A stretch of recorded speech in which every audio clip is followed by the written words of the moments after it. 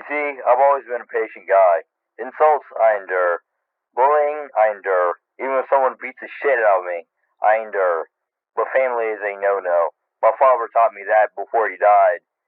He was buried with military honors while I endured. When mom brought home a new guy, I endured. After they married, I endured. For that was when it started. First, it was a black eye on mom's face. Next, it was scars on her body. Arguments followed up with more scars, and the guy never stopped. I couldn't endure any longer. Maybe it was a mistake. I don't regret it. The sound of the limp body hitting the floor was like a bliss in my ears. Prison did not change that, and it never will.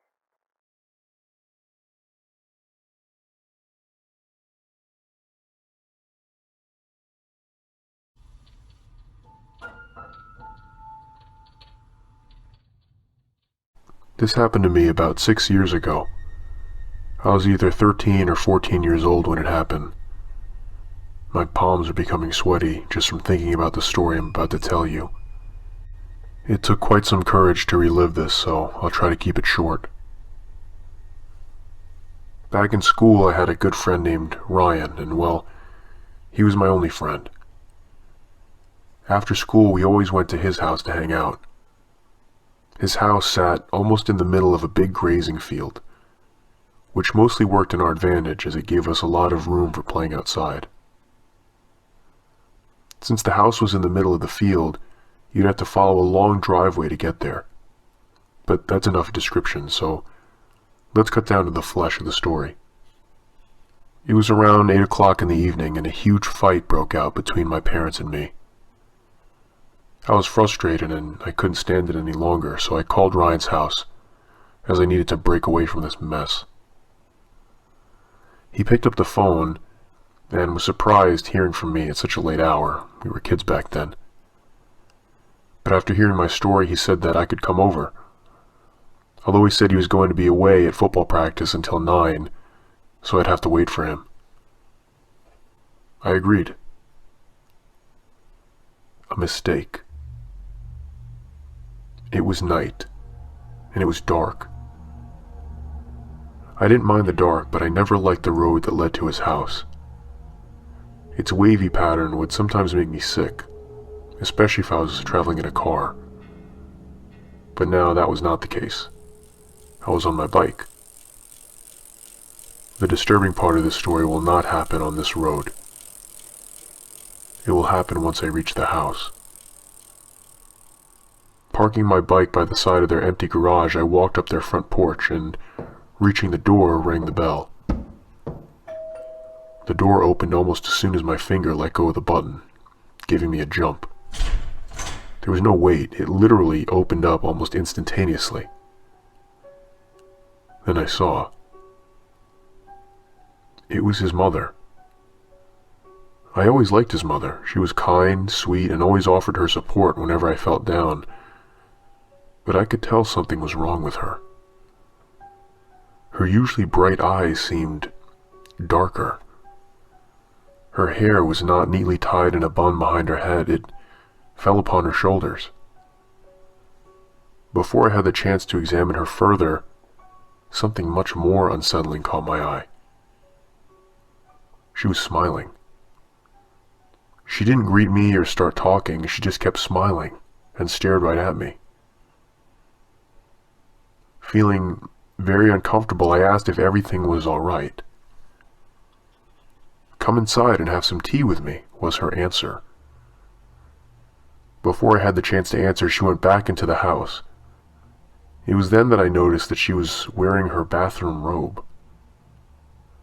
Having neither the disrespect to decline her offer nor the guts to stay outside in the night, I entered the home and closed the door behind me. Heading towards the kitchen, I could hear her humming a strange tune. The moment I entered, she stopped humming and an overwhelming silence took over. Without waiting for a conversation to start, I took a seat at the kitchen table. She was standing in front of me, with her back turned in my direction. I tried not to look at her and started awkwardly looking around the room until the tea was ready. I was thinking. Ryan's mom would always seem warm and loving and eager to talk about anything concerning my school, family life, and anything else. Now she was just silent, saying nothing. I spent the next 5 minutes in deep thought. And then it occurred to me. She hadn't moved at all during this whole time I was in the kitchen. With her back towards me, I could see that her hands were hanging down her shoulders. Her head was tilted to the left. Thinking something was wrong, I stood from the chair and approached her from behind, making an awful lot of noise while doing so. She did not move a single bit. Carefully, I approached her from the right side to look at her face to see if she was all right. The following sight still haunts me to this very day. Her eyes were wide open and she was smiling.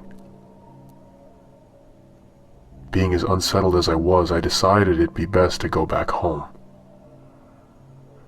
I think I better be off now. I have a lot of schoolwork for tomorrow, I lied. And receiving no answer in return, I headed towards the front door and stepped outside onto the porch. I wasn't scared. Well, maybe a little bit, but mostly I was just weirded out. As I moved down the porch towards my bike, I caught a glimpse of two lights at the far end of the wavy road. It was a car. Finally, I thought. Ryan was around 10 minutes late.